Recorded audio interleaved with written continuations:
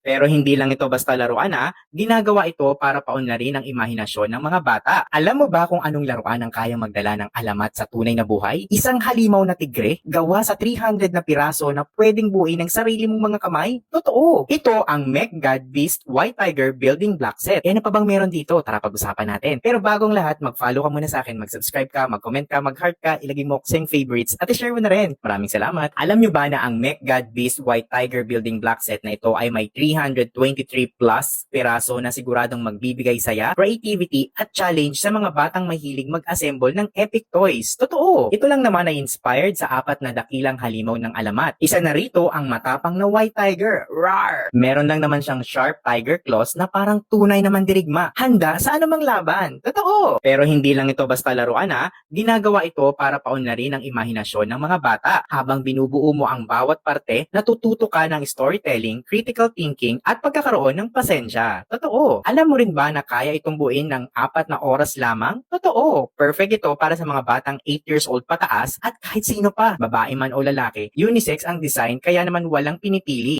Paano ka ba naman magkakaroon nito? Huwag kang mag-alala dahil nilagay ko to sa aking yellow basket. Basta mag-follow ka muna sa akin, mag-subscribe ka, mag-comment ka, mag-heart ka, ilagay mo na rin ako sa iyong favorites at i-share mo na rin. O ikaw, kung ikaw ang bibigyan ng ganitong toy, ano ang legendary beast ang gusto mong makasama sa team mo? White Tiger ba? O baka gusto mo rin ng Blue Dragon, Phoenix o Tortoise? I-comment mo nga.